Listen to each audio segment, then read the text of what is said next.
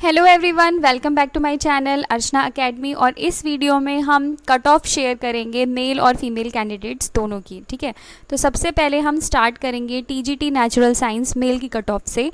पर उससे पहले आपको पोस्ट कोड के बारे में जानना है। तो पोस्ट कोड था 35/21। और उसके अलावा आपको ये जानना है कि कितने स्टूडेंट्स अपीयर हुए थे एग्ज़ाम देने के लिए। तो अपीयरेंस का तो हम कुछ अभी बता नहीं सकते, बट कितने लोगों ने अप्लाई किया था हर कैटेगरी के लिए वो आपको पता चल सकता है। तो EWS कैटेगरी के लिए 784 कैंडिडेट्स ने अप्लाई किया था और सीट्स थी कितनी, 29 सीट्स थी, मतलब 29 वैकेंसी थी। अनरिजर्व्ड कैटेगरी में 6015 कैंडिडेट्स ने अप्लाई किया और सीट्स थी 482। OBC में 1303 कैंडिडेट्स ने अप्लाई किया और सीट्स थी 242। और SC में 2914 कैंडिडेट्स ने अप्लाई किया और सीट्स थी 198। और ST में 642 कैंडिडेट्स ने अप्लाई किया और सीट्स थी 29। तो अगर किसी ने, जैसे पहले एग्ज़ाम का पैटर्न देख लें फिर ये डिस्कस करते हैं। पार्ट A और पार्ट B थे एग्ज़ाम में। पार्ट A में 100 क्वेश्चंस थे, पार्ट B में 100 क्वेश्चन थे। और आपको दोनों में, मैं अनरिजर्व कैटेगरी की बात कर रही हूँ, दोनों में 40% सेपरेटली अगर आप लाएंगे तब आप एग्ज़ाम को क्वालिफाई कर लेते हैं। ठीक है, तो क्वालिफाई करना और मेरिट में आना दो अलग चीज़ें हैं। जैसे कई सारे लोग क्वालिफाई तो कर सकते हैं बट वैकेंसी कुछ लोगों को ही मिलेगी जो मेरिट में आएंगे। तो अनरिजर्व कैटेगरी को 40% लाने थे, आई थिंक OBC को 35% लाने थे, और इसी तरीके से शायद 32 SC कैंडिडेट्स को लाने थे और 30 ST को लाने थे। वो उसके लिए मैं श्योर नहीं हूँ, बट अनरिजर्व कैटेगरी को 40% और 40% दोनों पार्ट में लाने थे। और अगर आप मान लीजिए अनरिजर्व कैटेगरी के 35% इसमें आते हैं और इसमें 60% भी आते हैं, तब भी वो क्वालिफाई नहीं कर पाएंगे एग्ज़ाम। और इसके अलावा अगर आपका सेफ स्कोर बोले, मतलब कितना आपने स्कोर करना चाहिए था आपको, तो आपको एटलीस्ट 130 to 140 क्वेश्चंस करने चाहिए थे। इतने क्वेश्चंस, ये गुड अटैम्प्ट है। इतने क्वेश्चन अगर आप करते, गुड अटैम्प्ट का मतलब ये नहीं है कि इसमें से गलत हो। गुड अटैम्प्ट का मतलब है एक्यूरेसी पे आपके डिपेंड करता है, आप कितने ज़्यादा एक्यूरेट थे, तो आपका सिलेक्शन श्योर है। तो आपका सिलेक्शन श्योर अगर आप 130 से 140 मार्क्स के अंदर अटैम्प्ट करते, इतने क्वेश्चन अटैम्प्ट करते। तो अब देख लेते हैं कट ऑफ कितनी जाएगी। कैटेगरी वाइज कट ऑफ जाएगी, क्योंकि कट ऑफ तो कई सारे पैरामीटर्स पे डिपेंड करती है। कितने कैंडिडेट्स अपीयर हुए पेपर देने के लिए, लेवल एग्जामिनेशन क्या क्या था, और उसके अलावा लेवल एग्जामिनेशन का कैंडिडेट्स जो भी अपीयर थे, नॉर्मलाइजेशन किस तरीके से होगा, ये सब चीज़ें, और भी 2-3 पैरामीटर्स हैं, उन पे कट ऑफ जो है वो डिपेंड करता है। तो अब हम कैटेगरी वाइज कट ऑफ देखेंगे। और सीट्स, इसके अलावा इसमें कितनी सीट्स थी पर कैटेगरी में। जैसे कि अगर यहाँ पर देखें तो कैंडिडेट्स कम है और सीट्स ठीक ठाक हैं, तो यहाँ पर कट ऑफ कम जाने के चांसेस हैं। यहाँ पर अगर हम देखें तो यहाँ पर सीट्स कम है थोड़ा और कैंडिडेट्स ज़्यादा हैं उसके कंपैरेटिव में, तो इसकी कट ऑफ OBC के अकॉर्डिंग मुझे लगता है ज़्यादा जाएगी। ठीक है, तो यहाँ पर अब आपको हम कट ऑफ बताते हैं।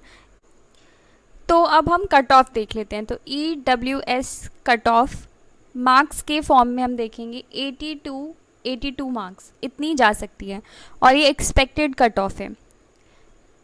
अनरिजर्व्ड कैटेगरी की कट ऑफ 80 to 90 मार्क्स जा सकती है। OBC की कट ऑफ, ये मेल कैंडिडेट्स के लिए हम डिस्कस कर रहे हैं, 75 to 80 मार्क्स। SC कैंडिडेट्स की cut off 80 to 85 marks, and ST candidates की कट ऑफ 60 to 70 मार्क्स। क्योंकि ये नंबर ऑफ़ सीट्स और कैंडिडेट्स, नंबर ऑफ़ कैंडिडेट्स जिन्होंने अप्लाई किया है उनके अकॉर्डिंग ये कैलकुलेट हुए हैं। अब हम फीमेल कैंडिडेट्स की कट ऑफ मार्क्स देखेंगे कि कितनी जा सकती है। तो यहाँ पर भी पहले हम ये डिस्कस करेंगे पोस्ट कोड 36/21, और उसके बाद हर कैटेगरी में कितने कैंडिडेट्स ने अप्लाई करा था। तो EWS में 833 कैंडिडेट्स ने अप्लाई किया था, 36 सीट्स थी।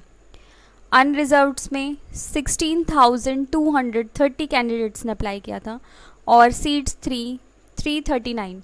यहाँ पर टफ कंपटीशन है, क्योंकि एक सीट के लिए अप्रॉक्सीमेटली 47 कैंडिडेट्स ने अप्लाई किया है, तो यहाँ पर कट ऑफ ऑब्वियसली थोड़ी हाई जाएगी। OBC में सीट 2684 कैंडिडेट्स ने अप्लाई किया 96 सीट्स के लिए। एससी में 2746 कैंडिडेट्स ने अप्लाई किया 207 सीट्स के लिए। एंड एसटी में 537 कैंडिडेट्स ने अप्लाई किया 146 सीट्स के लिए। अब यहाँ पर एक चीज़ और ध्यान रखनी है कि 25, 26 और 27 इन 3 डेज़ को एग्ज़ाम हुआ था, बट 25 का एग्ज़ाम ईजी टू मॉडरेट था, पर 26 और 27 का एग्ज़ाम मॉडरेट लेवल का था। तो यहाँ पर नॉर्मलाइजेशन भी होगा मार्क्स में, ठीक है। 2 to 4 मार्क्स का जो डिफरेंस है नॉर्मलाइजेशन के बाद, इन कैंडिडेट्स को फ़ायदा मिल सकता है, ये भी एक्सपेक्टेड है, ठीक है। तो अब हम डिस्कस करेंगे कि कट ऑफ कितनी जा सकती है। तो अगर फीमेल कैंडिडेट्स ने भी 130 से 140 मार्क्स के बीच में 130 to 140 क्वेश्चंस के बीच में अटैम्प्ट किया होगा तो उनका श्योर सिलेक्शन है। बट अब ये डिपेंड करता है कि एक्यूरेसी लेवल कितना था। मान लीजिए 110 क्वेश्चन सही थे या 120 क्वेश्चन सही थे, उसमें से ऐसा नहीं है कि अगर किसी ने 180 क्वेश्चन कर लिए हैं तो उसका सिलेक्शन श्योर है। डिपेंड करता है कि कितने उसमें सही क्वेश्चन है, अदरवाइज़ आपके नेगेटिव मार्किंग में जो मार्क्स हैं वो चले जाएंगे। अब हम कट ऑफ देखेंगे। तो फीमेल कैंडिडेट्स की कट ऑफ के लिए हम कैटेगरी वाइज, जैसे हमने मेल कैंडिडेट्स का डिस्कस किया था, वो डिस्कस करेंगे। तो यहाँ पर जैसे कि मैंने बताया था 833 कैंडिडेट्स अपने अप्लाई किया था 36 सीट्स के लिए। तो उस हिसाब से आसपास कट ऑफ जानी चाहिए 105 to 110 के बीच में। अनरिजर्व्ड कैटेगरी की कट ऑफ थोड़ी हाई जा सकती है क्योंकि 16,230 कैंडिडेट्स ने अप्लाई किया था। एक चीज़ और है यहाँ पर कि उसी दिन रीट का भी एग्ज़ाम था 26 को, ठीक है। तो यहाँ पर फ़ायदा मिल सकता है, हो सकता है कि काफ़ी सारे स्टूडेंट रीट का एग्ज़ाम देने गए हों और DSSB का उन्होंने स्किप किया हो पेपर। तो अगर ऐसा हुआ होगा तो कट ऑफ थोड़ी सी कम जाने की प्रोबेबिलिटी है। तो 339 सीट्स के लिए 16,230 कैंडिडेट्स ने अप्लाई किया था। तो यहाँ पे कट ऑफ जा सकती है 110 से लेके 112 मार्क्स के बीच में। OBC में कट ऑफ जा सकती है 104 से 108 मार्क्स, और SC में कट ऑफ जा सकती है 82 से 90 मार्क्स, और ST की कट ऑफ जा सकती है TGT नेचुरल साइंस के लिए 80 to 85 मार्क्स। ये सिर्फ नियर एक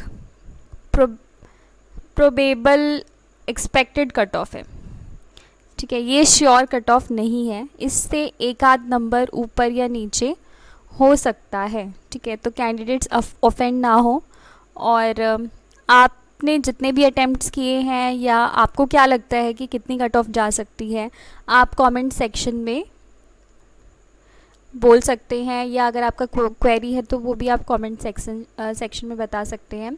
इसके अलावा नेक्स्ट जो एग्ज़ाम है या जो नोटिफिकेशन है वो आएगा KVS की तरफ से, आप अभी से इसके लिए प्रिपरेशन कर सकते हैं।